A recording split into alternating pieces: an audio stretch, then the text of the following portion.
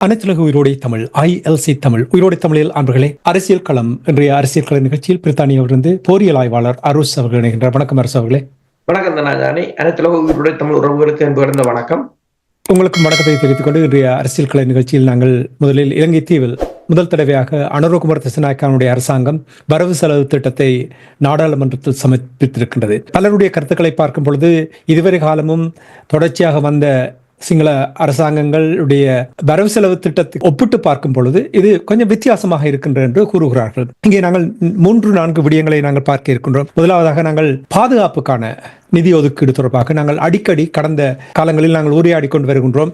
அந்த நாட்டில் பயங்கரவாதம் இல்லை, போராட்டத்தை முடிவுக்கு கொண்டு வந்து விட்டோம் என்று சிங்கள பேரினவாத அரசாங்கம் கூறிக்கொண்டு வந்த அந்த நிலையில் அவர்கள் தொடர்ச்சியாக பாதுகாப்புக்காக நிறைய நிதி ஒதுக்கினார்கள். இந்த ஆண்டு அனுரகுமார திசாநாயக்காவுடைய அரசாங்கம் இராணுவத்துக்கான நிதி ஒதுக்கீடு எவ்வாறு கையாண்டிருக்கிறார்கள்? இந்த வருடமும் அனுரகுமார திசாநாயக்கா அரசை பொறுத்தவரையில் கிட்டத்தட்ட 3% போன வருடத்தை விட அதிக அளவாகத்தான் ஒதுக்கி இருக்கிறார்கள். 2023 ஆண்டு 382 பில்லியன் ரூபாய்களாக இருந்தது. அதன் பின்னர் கடந்த ஆண்டு 2024 ஆண்டு 430 பில்லியன் ரூபாய்களாக இருந்தது. இப்போது 442 பில்லியன் ரூபாய்களாக அதிகரித்திருக்கிறார்கள். படை குறைப்பை செய்து படையினரின் செலவினங்களை குறைத்து அதனை பொதுமக்களுக்கான செலவினங்களாக மாற்றுவதற்கான இந்த நடவடிக்கையும் இந்த அரசு மேற்கொள்ளவில்லை. இந்த 3% அதிகரிப்பிலும் நீங்கள் பார்த்தீர்கள் சொன்னால் இராணுவத்திற்கு 3% அதிகரிப்பாகவும் கடற்படைக்குத்தான் அதிக அளவில் 12% அதிகரிப்பு வழங்கப்பட்டிருக்கிறது. வான்படைக்கு 4% வழங்கப்பட்டிருக்கு. இப்ப இதுல நீங்கள் பார்த்தீர்கள் சொன்னால் கடற்படையை பொறுத்தவரையில் இலங்கை இப்போது கடல் பிராந்தியத்துக்கு மிக முக்கியத்துவம் கொடுப்பது போலதான் தெரிகின்றது. கடற்படையை நவீனமயப்படுத்துவதற்கான ஒரு முயற்சியாக இதனை பார்க்கலாம். இருந்தாலும் பாதுகாப்பு துறையை பொறுத்தவரையில் இலங்கையில் போர் இடம்பெறவில்லை. என்னும் போது படையினரை குறைக்கலாம். உதாரணமாக நீங்க பாத்தீங்கன்னா சொன்னா பிரித்தானியாவின் படையினரை ஒப்பிடும் போது கிட்டத்தட்ட 85,000 படையினர் தான் பிரித்தானியாவில் இருக்கிறார் இராணுவத்தினர். ஆனால் இலங்கையில் இருப்பதோ அதை விட 2 மடங்கு கூடுதலாக. ஆனால் அவ்வளவுக்கு அங்கு ஒரு மிகப்பெரிய போர் நடைபெறுவதாகவும் இல்லை. அது நடைபெற்று, அதாவது போர் முடிவடைந்து கிட்டத்தட்ட 15 வருடங்களும் ஆகிவிட்டன. எனவே இதற்கு பாதுகாப்பு துறையினருக்கான செலவினத்தை குறைப்பதன் ஊடாக அரசு அந்த நிதியை வேறு பக்கத்துக்கு திருப்பலாம். ஆனால் அவ்வாறு இந்த புதிய அரசும் அதனை செய்யவில்லை. இப்ப பழைய அரசுகளுடன் இவர்கள் இது தொடர்பாக இவர்கள் முன்னர் பேசியிருந்தாலும் இப்போது இவர்கள் வந்த பிற்பாடும் பாதுகாப்பு நிதியை குறைக்கவில்லை என்றுதான் தெரிகிறது. கிட்டத்தட்ட இந்த வருடத்தில் 442 பில்லியன் ரூபாய்கள் என்றால் கிட்டத்தட்ட 1.5 பில்லியன் டாலர்களை அவர்கள் பாதுகாப்புக்கு செலவிட்டிருக்கிறார்கள். புதிதாக படைக்கலங்களை வாங்குவதற்கும் ஆளணிகளை மறுசீரமைப்பதற்குமான ஒரு செலவீடாகத்தான் பார்க்கப்படுகின்றது. அனுரகுமார திசாநாயக்கா வந்த பிற்பாடு நீங்கள் பார்த்தீங்கன்னு சொன்னால் படைத்தரப்பில் பல மாற்றங்களை ஏற்படுத்தியிருந்தார். தளபதிகள் மட்டத்தில் முப்படைகளின் பிரதானியை கூட அந்த பதவியிலிருந்து தூக்கி எறிந்திருந்தார். அந்த பதவி முற்றாகவே நீக்கப்பட்டது.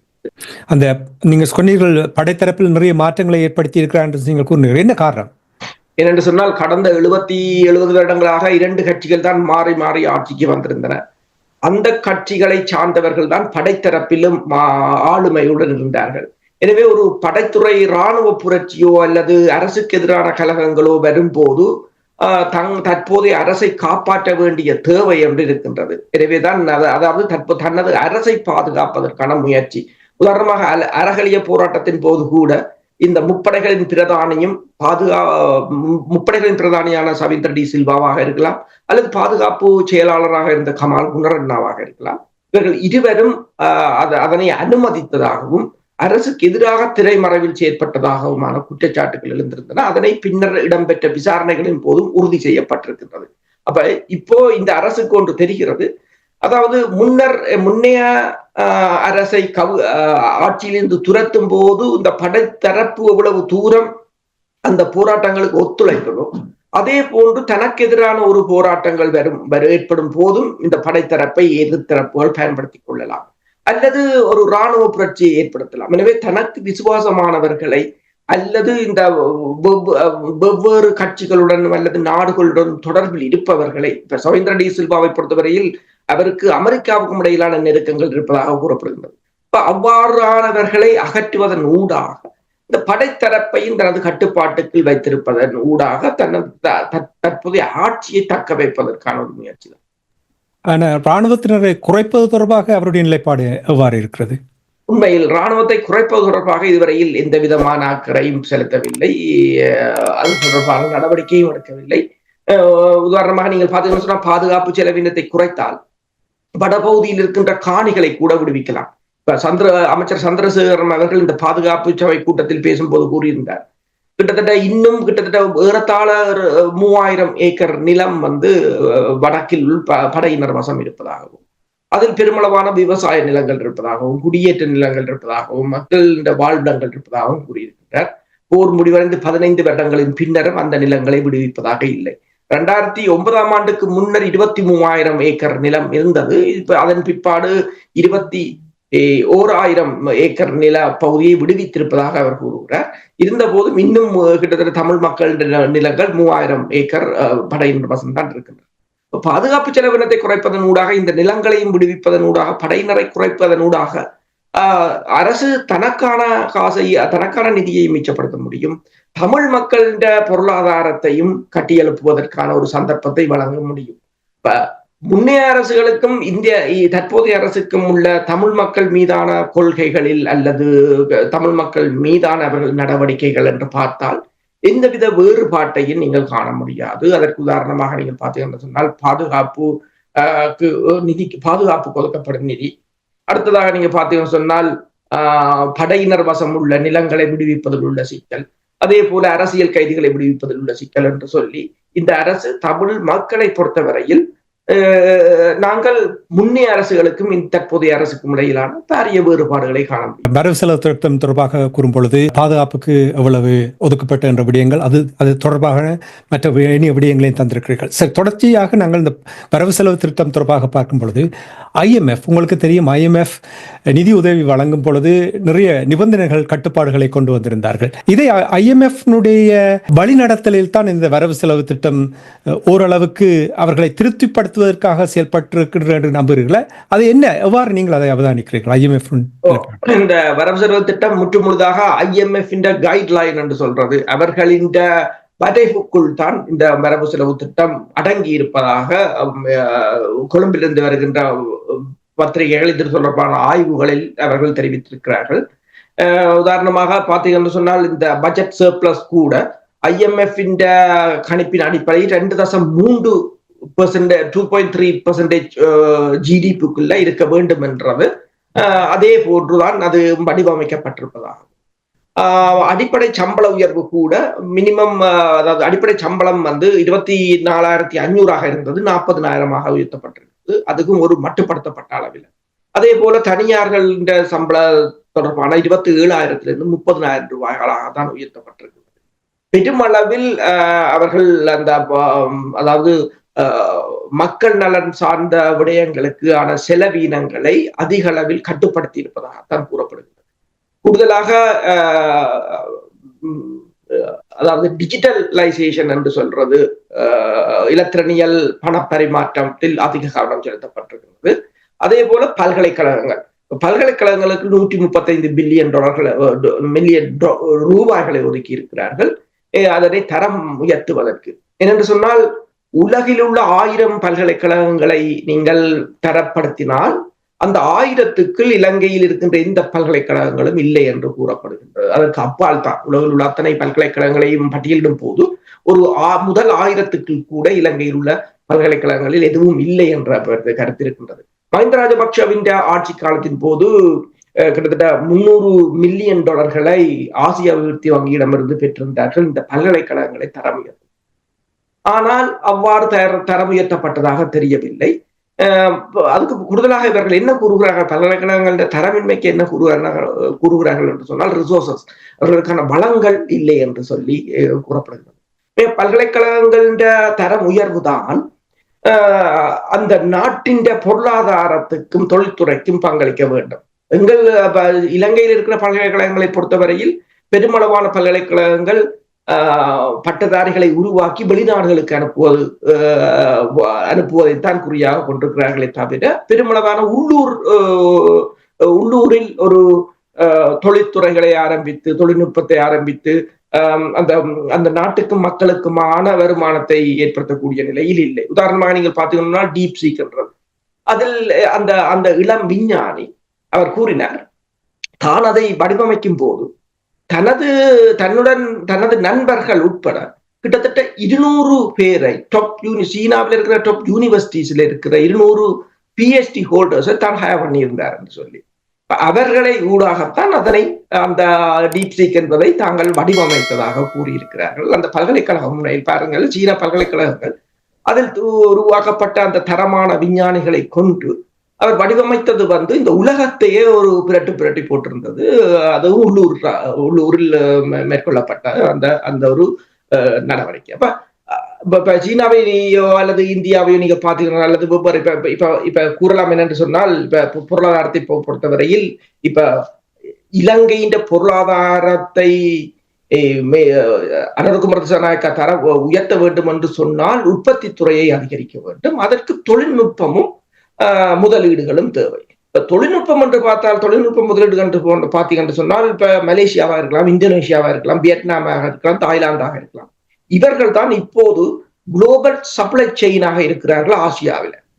அவர்களுடன் போட்டி போட ஒரு முடியாத நிலை ஏனென்றால் அவர்களுடைய தொழில்நுட்ப வளர்ச்சியும் அதிகம். இப்ப இலங்கையில் அவ்வாறானதாக இல்லை. இலங்கையின் ஏற்றுமதி பொருட்களை பார்த்தீங்கன்னா மலிவான பொருட்கள் தான், தேயிலையாக இருக்கலாம், ரப்பராக இருக்கலாம், மற்றது ஆடை ஏற்றுமதி துறையாக இருக்கலாம். ஏனைய துறைகளை பொறுத்தவரையில் அமெரிக்காவுக்கு மேற்குலகத்துக்கு தான் இவர்களின் ஏற்றுமதிகள் அதிகம். உதாரணம் பார்த்தீங்கன்னு சொன்னால் இலங்கையின் ஏற்றுமதியில குவார்டர் 25% அமெரிக்காவுக்கு தான் செல்கின்றன. ஆனால் அதுவும் இப்போது ட்ரம்ப் கொண்டு வருகின்ற வரிகளால் பாதிக்கப்படலாம் என்ற ஒரு நிலை இருக்கின்றது. அது அப்ப இலங்கைக்கு மிகப்பெரிய ஒரு சிக்கல். இப்ப இதை மேவ வேண்டும். இந்த மலேசியாவோ, இந்தோனேஷியாவோ, வியட்நாமோ, தாய்லாந்தோ இந்த நாடுகளுடன் போட்டி போட்டு இந்த சந்தை வாய்ப்பை கைப்பற்ற வேண்டும் என்று சொன்னார். உதாரணமாக அமெரிக்காவின் சந்தை வாய்ப்பு பரிபோகமாக இருந்தால் சீனாவிலேயோ இந்தியாவிலேயோ சந்தை வாய்ப்பை ஏற்படுத்த வேண்டும் என்றால் அதுக்கு போட்டிகள் அதிகம். இப்ப சீனாவுக்கும் இலங்கைக்குமான ஏற்றுமதி கிட்டத்தட்ட ஒரு 5% 5% குறைவாகத்தான் இருக்கு. அதனை கூட இவர்கள் மேம்படுத்தவில்லை. இப்பதான் இவர்கள் இந்த அரசை பொறுத்தவரையில் பல்கலைக்கழகங்களுக்கு நிதியை ஒதுக்குவதன் ஊடாக அவர்களை தரம் உயர்த்துவதற்கான ஒரு முயற்சியையும் இந்த பட்ஜெட்டில் கொண்டு வந்திருக்கிறார்கள். இப்ப நீங்கள் பல்கலைக்கழகத்தினுடைய தரம் உயர்த்துவது என்று நீங்கள் சொல்லும் பொழுது சில ஊடகங்களில் பார்த்திருந்தேன், முதல் தடவையாக வடமாகாணத்துக்கு என்று, வடக்கு கிழக்கு இல்லை, வடமாகாணத்துக்கு என்று அதிகமாக நிதி ஒதுக்கப்பட்டிருக்கின்ற என்று செய்திகள் ஊடாக பார்க்கக்கூடிய அந்த இதனுடைய நோக்கம் என்ன? இது நிச்சயமாக இதனுடைய பின்னணி ஏதோ இருப்பதை காட்டுகிறது தெரிகின்றது. நீங்கள் எவ்வாறு அவதானிக்கிறீர்கள்? அனுரகுமார திசாநாயக்கா வடக்குக்கு சென்றது, அவர் மிருசுவிலுக்கு சென்றது, வல்வெட்டித்துறைக்கு சென்றது. வல்வெட்டித்துறைக்கு சென்ற போது கூட அதனை எவ்வாறு கூறுகிறார்கள் என்று சொன்னார், பிரபாகரனின் சொந்த இடம், பிரபாகரனின் பிறந்த ஊர் என்று. அப்ப பிரபாகரனை பொறுத்தவரையில் அவர் தமிழ் ஈழத்துக்கானவர். இவர்கள் அதை கூறுவது என்னென்று சொன்னால், அதனூடாக அங்கு நாங்கள் தமிழ் மக்களின் அந்த வேணவாவை அல்லது அவர்களின் லட்சியத்தை நாங்கள் மழுங்கடித்து விட்டோம் என்பதற்கான ஒரு பிரச்சாரம். அதை எவ்வாறு டெலிவர் பண்ணுகிறார்கள் என்பதுதான் முக்கியம். அடுத்ததாக நீங்க பார்த்தீங்கன்னு சொன்னால் கருணியும் போயிருக்கிறேன்.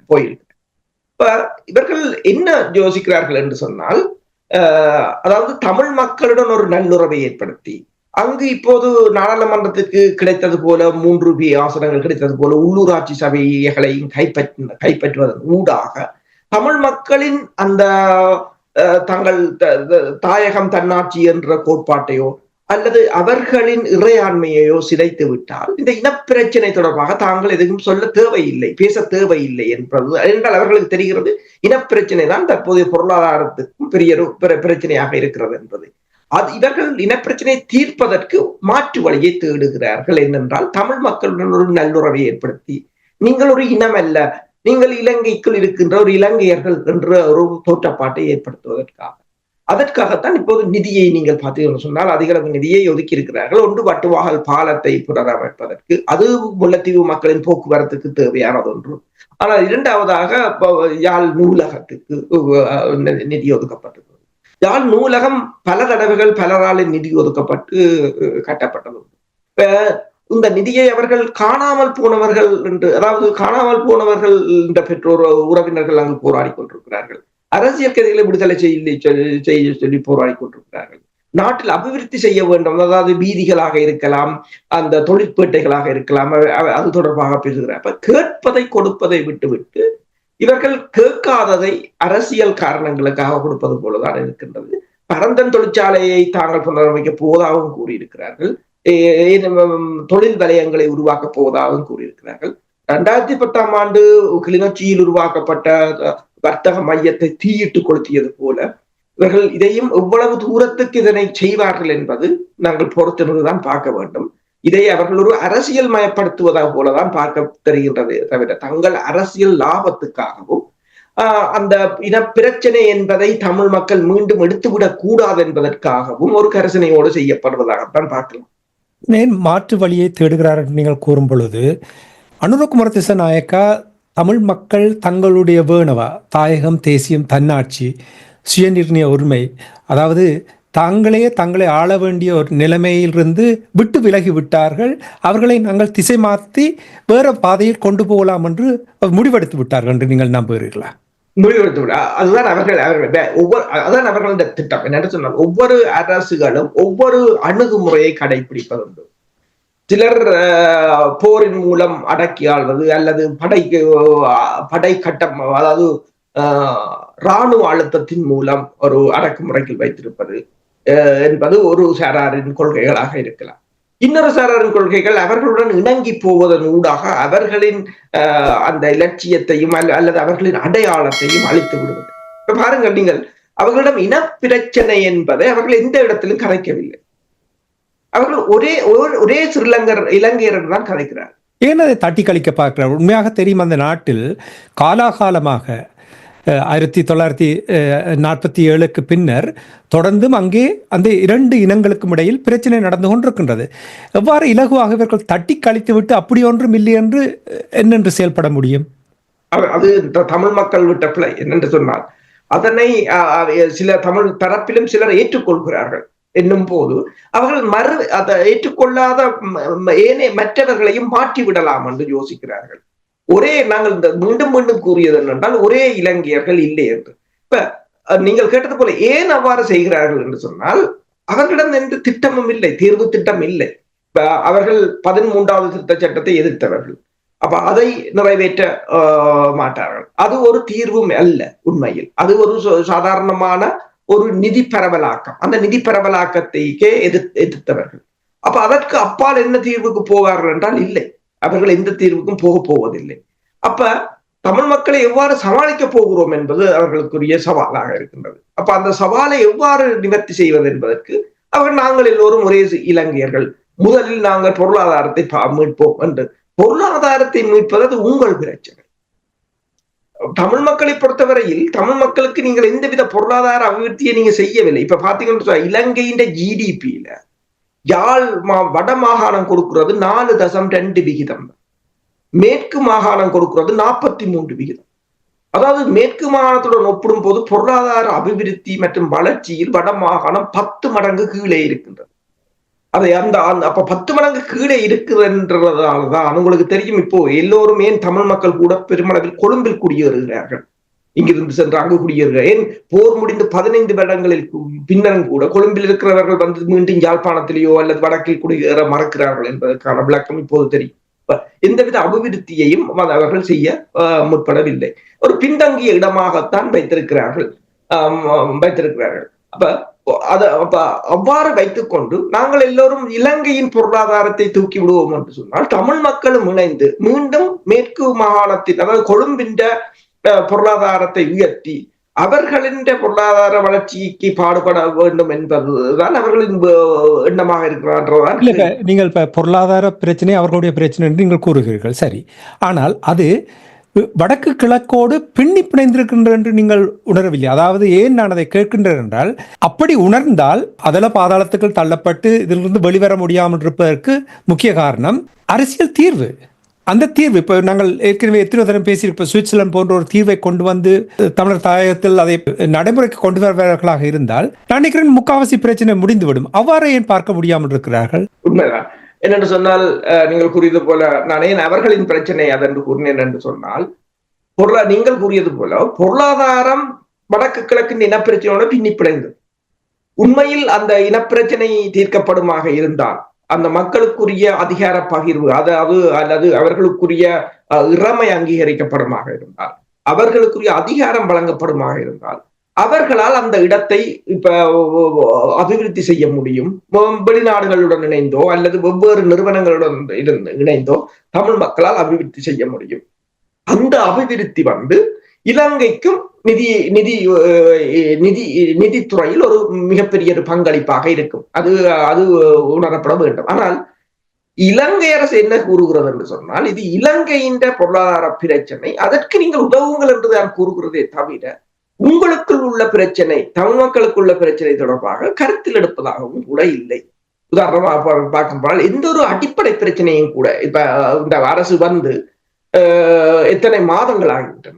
ஆனா தமிழ் மக்கள் தொடர்ந்த எந்த ஒரு அடிப்படை பிரச்சனை தொடர்பாகவும் அவர்கள் இதுவரை காத்திரமான நடவடிக்கைகளை எடுத்ததாக தெரியவில்லை. அரசியல் கைதிகளாக இருக்கலாம், காணாமல் போன ஒரு பிரச்சனையாக இருக்கலாம், மீனவர் பிரச்சனையாக இருக்கலாம், மயிலத்தன மாதவன பிரச்சனையாக இருக்கலாம், ஏன் தையிட்டி பிரச்சனையாக இருக்கலாம் என்று எத்தனையோ ஆயிரம் பிரச்சனைகள் இருக்கின்றன. அதில் ஏதாவது ஒரு பிரச்சனையை கூட அவர்கள் தீர்ப்பதற்கு இதுவரையில் காத்திரமான நடவடிக்கை எடுக்கவில்லை. பிரச்சனைகளை கூறும் போது நாங்கள் எல்லாம் ஒரே இலங்கையர்கள் என்று கூறுகிறார்களே தவிர, ஒரே இலங்கையர்கள் என்று சொன்னால் சிங்கள கைதிகளும் தமிழ் கைதிகளும் ஒரே மாதிரி நடத்தப்படுகிறார்களா, அல்லது சிங்கள இடத்திலும் இராணுவம் இவ்வாறு தான் சிங்கள மக்களிட காணிகளை அபகரித்து வைத்துக் கொண்டு போராட விடுகிறார்களா என்று தான் கேட்க வேண்டும். இதை கேட்பதற்கு தமிழ் மக்கள் தான் அதை கேட்க வேண்டும்.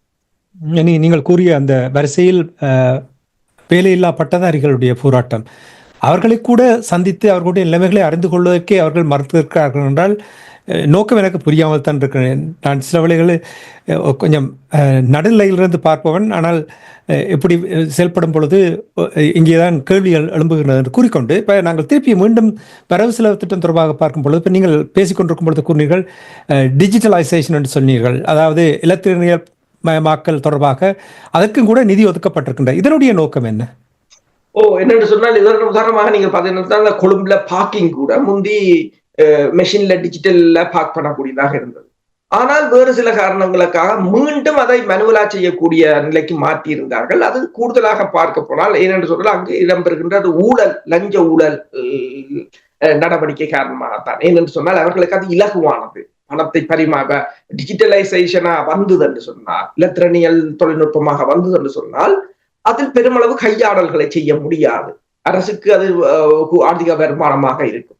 அவ்வாறுதான் பல துறைகளை இதுவரை காலமும் இலங்கையில் முன்னகர்த்த விடாமல், டிஜிட்டலைசேஷன் என்றதை செய்ய விடாமல் தடுத்து வைத்திருந்த அந்த நிர்வாகங்கள் எல்லாம் தடுத்து வைத்தது. இப்போது அதனை மீண்டும் முற்று முழுதாக பண பரிமாற்றங்கள் பெருமளவில் கணனிமயப்படுத்தப்பட வேண்டும் என்ற ஒரு நிலையை இலங்கை அரசு, அதற்கான அதிக நிதியை இலங்கை அரசு ஒதுக்கி இருக்கிறது. அதே போல தொழில்நுட்பத்துறை, இப்ப ஏஐயாக இருக்கலாம், ஏஐ அளவுக்கு இலங்கை முன்னகராவிட்டாலும் அது தொடர்பான தொழில்நுட்ப வளர்ச்சிக்கு அதிக நிதியை ஒதுக்கி இருக்கிறார்கள். இதை என்னென்று கூறுகிறது என்று சொன்னால், 4வது இண்டஸ்ட்ரியலைசேஷன் என்று சொல்ல, ரிவல்யூஷன் என்று சொல்ல, இண்டஸ்ட்ரியல் ரிவல்யூஷன் என்று சொல்றது. அதே போன்று அடுத்தது 4வது பொருளாதார புரட்சி என்று கூறலாம். அவ்வாறான ஒரு புரட்சிக்கு இலங்கை தன்னை தயார்படுத்த வேண்டும் என்ற ஒரு நிலை இருக்கின்றது. அதற்கு அமைவாகத்தான் இப்போது டிஜிட்டலைசேஷனை முதன்மைப்படுத்துவதற்கு இந்த பட்ஜெட்டில் கூறப்பட்டிருக்கிறது.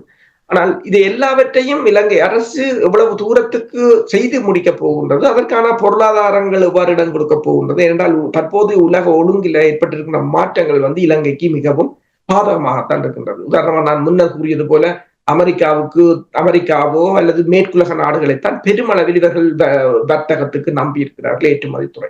அதில் அமெரிக்காவின் புதிய அதிபர் டொனால்ட் ட்ரம்ப் கொண்டு வருகின்ற திட்டங்கள், அல்லது வரி விதிப்புகள் எல்லாம் இலங்கையை கடுமையாக பாதிக்கும் ஒன்று. இரண்டாவதாக அமெரிக்கா வழங்கி வந்த உதவிகளும் இப்போது நிறுத்தப்பட்டிருக்கின்றது US8 அதே சமயம் இன்னொன்றை நீங்கள் பார்க்கலாம். அதாவது தற்போது அமெரிக்காவின் குடியரசுக் கட்சி வந்து ஐக்கிய நாடுகள் சபையில் இருந்து ஐக்கிய நாடுகள் சபையின் எல்லா அமைப்புகளிலும் இருந்து அமெரிக்கா முற்றாக விலகுவதற்கான ஒரு மசோதாவை கொண்டு வந்திருக்கிறார். அப்ப அமெரிக்கா முற்றாக விலகுவது ஐக்கிய நாடுகள் சபை அல்லது ஐக்கிய நாடுகள் சபையின் அமைப்பு தானே என்று நாங்கள் நினைக்கலாம். ஆனால் அந்த அமைப்புகளுக்கு அதிக நிதியை வழங்குவது அமெரிக்கா. அப்ப அமெரிக்காவின் விலகல் வந்து அந்த அமைப்புகள் ஏனைய நாடுகளுக்கு கொடுக்கும் உதவிகளில் பாதிப்பை ஏற்படுத்தும். உதாரணமாக பார்த்தீங்கன்னு சொன்னால் WHO இருந்து அமெரிக்கா விலகி இருந்தது, உலக சுகாதார நிறுவனம். அப்போ உலக சுகாதார நிறுவனத்திலிருந்து அமெரிக்கா விலகினால் அமெரிக்கா கொடுக்கின்ற நிதி குறையும் போது அவர்கள் ஏனைய நாடுகளுக்கு வழங்குகின்ற சுகாதார உதவிகளை மட்டுப்படுத்துவார்கள், நிறுத்துவார்கள்.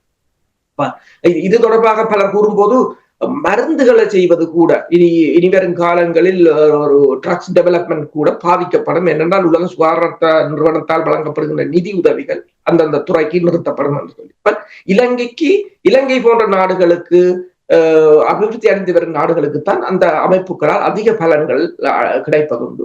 அதுவும் நிறுத்தப்பட போகின்றது என்னும் போது தற்போதைய புறச்சூழல்கள் வந்து இலங்கை அரசுக்கு பெருமளவில் ஒரு நன்மை பயப்பதாக இல்லை. எனவேதான் இந்த பட்ஜெட்டையும் வந்து அவர்கள் ஏதோ ஒரு வகையில் IMF நிபந்தனைகளுடன் அனுசரித்து போவதாக வடிவமைத்திருக்கு. நிச்சயமாக IMF வழிகாட்டல் தன் இந்த வரவு செலவு திட்டம் நீங்கள் கூறுவது போல் நடந்திருக்கின்ற நீங்கள் கூறுகிறீர்கள்.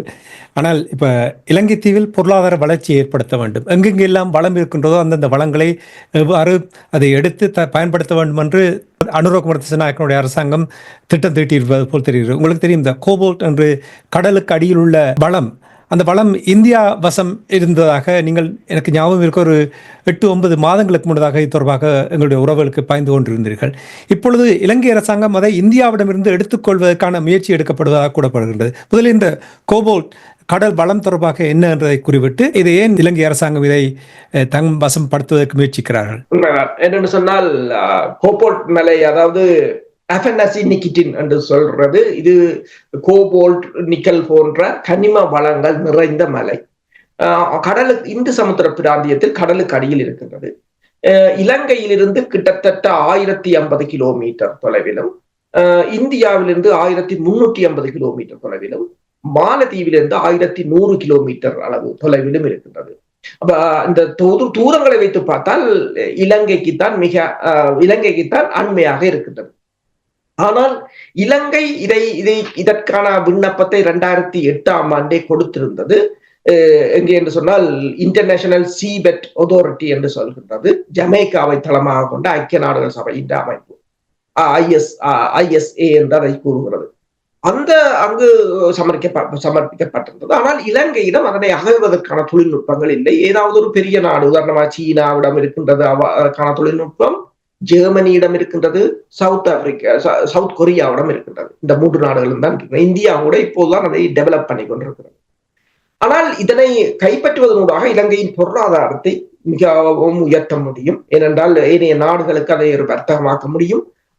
மற்றது இலங்கை ஒரு பேரம் பேசும் நிலைக்கும் உயர முடியும். ஆனால் அதன் பிற்பாடு இப்போது முதல் இந்தியா மௌனமாக இருந்தது. அதன் பிற்பாடு இந்தியா இலங்கைக்கு தெரியாம இரகசியமாக அப்ளிகேஷனை கொடுத்திருக்கிறது, விண்ணப்பத்தை கொடுத்திருக்கின்றது. கிட்டத்தட்ட 5 லட்சம் டாலர்களை செலவழித்து இந்தியா அதனை கொடுத்திருக்கிறது. ஆனால் இந்தியா ஐக்கிய நாடுகள் சபையிடம், அதாவது ISA-இடம் அதை கொடுத்த போது அவர்கள் கூறியிருக்கிறார்கள், இது தொடர்பாக இன்னொரு நாடும் விண்ணப்பம் செய்திருப்பதால் நாங்கள் உடனடியாக இது தொடர்பாக முடிவெடுக்க முடியாது. இப்போது இலங்கை அதற்கு ஒரு சிறப்பு குழுவை அமைத்திருக்கின்றது இந்த விவகாரத்தை கையாள்வதற்கு. ஏனென்றால் எதிர்வரும் மார்ச் மாதம் ISA இந்த கூட்டத்தொடர் இடம்பெற இருக்கின்றது. அந்த கூட்டத்தொடரில் ஏதோ ஒரு வகையில் இதனை கைப்பற்றி விட வேண்டும் என்பதற்காக இலங்கை மிக மும்மரமாக செயற்பட்டுக் கொண்டிருக்கிறது. அப்ப இலங்கையின் கடல் எல்லையை விஸ்தரிக்க வேண்டும், கடல் எல்லையின் அளவை அதிகரிப்பதற்கான அனுமதியை பெறுவதற்காகத்தான் இந்த விண்ணப்பம். ஆனால் இந்த விண்ணப்பத்தில் பார்த்தீங்கன்னு சொன்னால் இதற்கான விண்ணப்பங்களை பல நாடுகள் இப்போது போட்டிருக்கிறார்கள். ஒன்று இந்தியா போட்டிருக்கிறார்கள், பங்களாதேசம், மாலத்தீவு, இலங்கை, இந்த 4 நாடுகளுக்கும் இடையிலான போட்டியாகத்தான் இதனை பார்க்கக்கூடியதாக இருக்கின்றது. அப்ப இந்த ஸ்ரீலங்காவின் வெளிவார அமைச்சர் கடந்த வருடம் ஜூலை மாதத்தில் இருந்தே இந்த ISA அமைப்பாக இருக்கலாம், ஐக்கிய நாடுகள் சபையின் UNCLCS என்ற அமைப்பாக இருக்கலாம், இந்த அமைப்புகளுடன் தொடர்ச்சியாக கலந்துரையாடல்களில் ஈடுபட்டுக் கொண்டிருக்கிறார்கள். எப்படியாவது இதனை கைப்பற்றிவிட வேண்டும். இலங்கை அதை பெருமாக இருந்தால் கிட்டத்தட்ட இலங்கையின் மொத்த பரப்பளவை விட 20 மடங்கு பெரிய நிலப்பரப்பு, கடலுக்கு அடியிலான பரப்பு இலங்கைக்கு சொந்தமாக வரும்.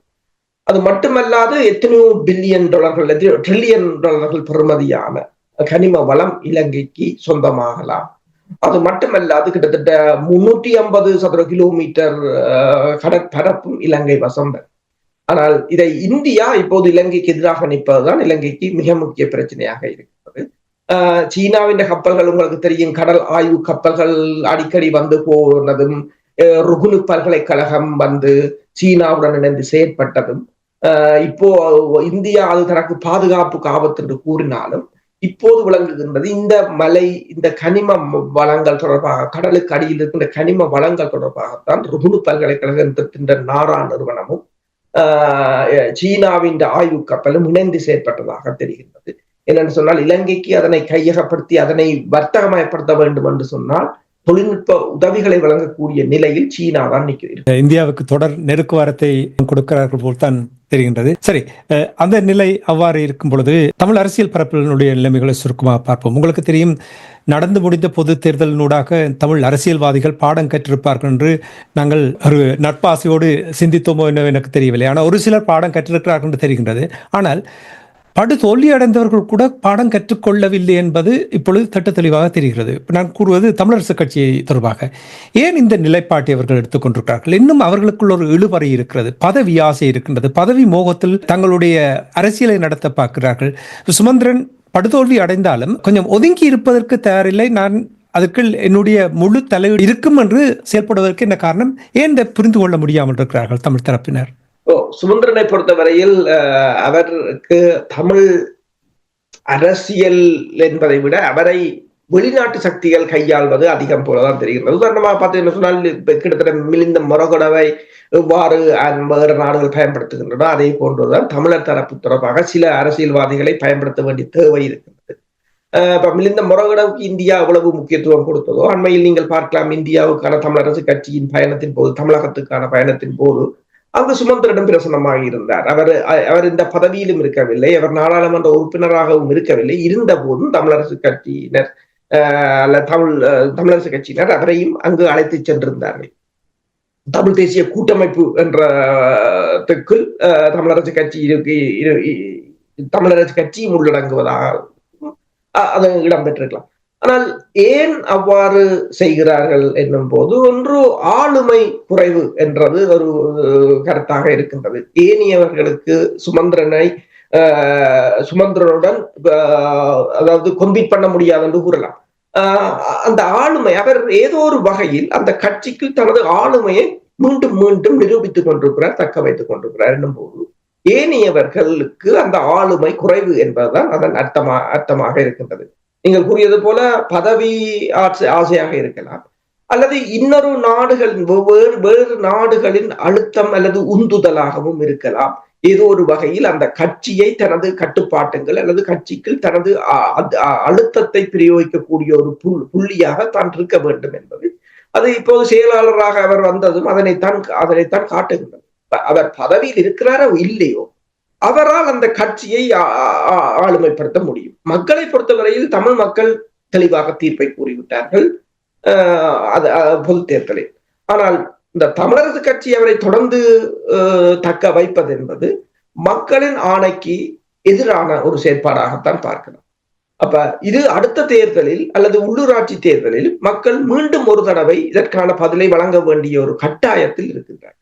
ஆனால் இங்கு என்ன பிரச்சனை என்று சொன்னால், கட்டாயமாக அதாவது மக்கள் பதிலை வழங்கும் போது அதற்கு மாற்றீடான கட்சிகள் தங்களை பலப்படுத்தவில்லை என்று சொன்னால் அந்த அரசியல் வெற்றிடத்தை தென்னிலங்கை கட்சிகள் நிரப்பிக் கொண்டு போய்விடுவார்கள். அதுதான் இப்ப மறுதானே பொது தேர்தலில் நடைபெற்று இப்ப பாருங்கள், நீங்கள் தமிழ் மக்கள் விரும்புகின்ற விடயங்களை இவர்கள் செயல்படுத்தாதனால் தென்னிலங்கை கட்சிகள் அந்த ஆசனங்களை எடுத்து விட்டார்கள். இந்த நிலைமை இப்படி தொடர்ந்து கொண்டு போனால் எங்கே தமிழ் தேசியம் எங்கே போய் முடிய போகிறது?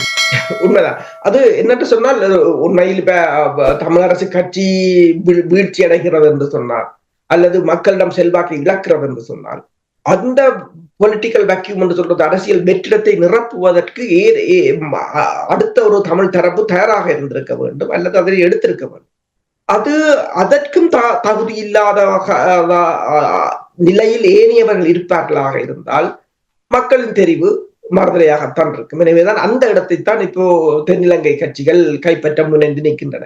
உள்ளூராட்சி தேர்தலிலும் அவர்கள் அவ்வாறுதான் செய்கிறார்கள். இப்போ உதாரணமா பார்த்தீங்கன்னு சொன்னால், நான் முன்னரும் கதைத்திருந்தேன், இந்த கரணி பிரதமர் கரணி வந்த போதும் அல்லது அனுரகுமார வந்த போதும் அங்குள்ளவர்களில் பலர் ஜேவிபியுடன் இணைந்து இந்த உள்ளூராட்சி தேர்தலில் போட்டியிடுவதற்கு பல தன்னிச்சையாக தயாராகி வருவதாகத்தான் தெரிகின்றது.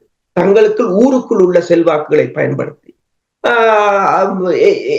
எது ஜெயிக்கிற கட்சியாக இருக்குமோ, இப்போது ஜேவிபி என்ற ஒரு மாயை இருக்கும் போது அதனை சாட்டாக வைத்து அந்த பதவிகளை கைப்பற்றி விட வேண்டும் என்ற ஒரு நிலைக்கு வந்திருக்கிறார்கள் பல ஊர்களில். ஆனால் இதுக்கெல்லாம் காரணம் என்னென்று சொன்னால், அந்த மக்களிடம் தமிழ் அரசியல் கட்சிகள் ஒன்றாக கலக்க மறுத்ததும் அல்லது மக்களுக்கும் அந்த தமிழ் அரசியல் கட்சிகளுக்கும் இடையிலான தூரங்கள் அதிகமாகி போனதும் தான் அதற்கான காரணம். அரசியல் அமைப்பு தீர்வு தொடர்பாக பேசிக்கொண்டிருக்கிறார்கள். ஒரு பக்கத்தால் இங்கால பதவி பிரச்சனையும் இந்த நிலைமை போய்கொண்டிருக்கிறது. இப்ப அனுரகுமார திசாநாயக்கனுடைய அரசாங்கம் வந்த பின்பு தமிழ் தரப்பினுடைய நிலை எவ்வாறு இருக்கின்றது நீங்கள் அவதானிக்கிறீர்கள்? ஏதாவது முன்னேற்றம் காணுகிறீர்கள்? பெரிய அளவில் ஒரு முன்னேற்றம் இல்லை. இடம்பெற்ற, அதாவது பொது தேர்தலில் இடம்பெற்ற பின்னடைவை கூட அவர்கள் சீர் செய்வதற்கான முயற்சிகளை எடுக்கவில்லை.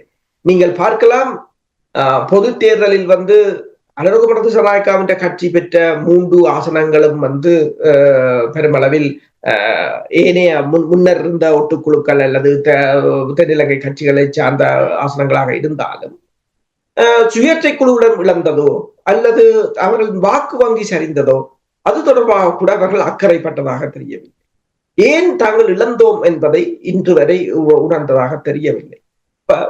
என்று சொன்னால், ஒன்று, தேசியம் தொடர்பான போராட்டங்கள் தேவை, காணாமல் போனோர் தொடர்பான போராட்டங்கள் தேவை, அரசியலுக்கான போராட்டங்கள் தேவை. அதை எவ்வாறு மேம்படுத்துவது என்பது ஒரு புறம் இருக்க, மக்களுக்கு அபிவிருத்தி பணிகள், மக்களுக்கான தொழிற்திட்டங்கள், மக்களுக்கான நலவாழ்வு, மக்களை அங்கு தங்க வைப்பதற்கான திட்டங்களை வகுப்பதில் கூட அவர்கள் எந்த விதமான என்னென்று சொல்வது அதற்கான வரைமுறைகளுடன் அவர்கள் இயங்கவில்லை என்றுதான் தெரிகிறது. ஏனென்று சொன்னால், நான் கூறுகிறேன், 15 வருடங்கள் போர் நிறைவடைந்த பிற்பாடும் கூட வடமாகாணம் 4% ஜிடிபியிலும் மேற்கு மாகாணம் 44% ஜிடிபியிலும் வழங்குகிறது என்று சொன்னால், நாங்கள் எந்த ஒரு துறையையும் முன்னேற்ற முடியவில்லை என்பதுதான் தெளிவானது ஒன்று.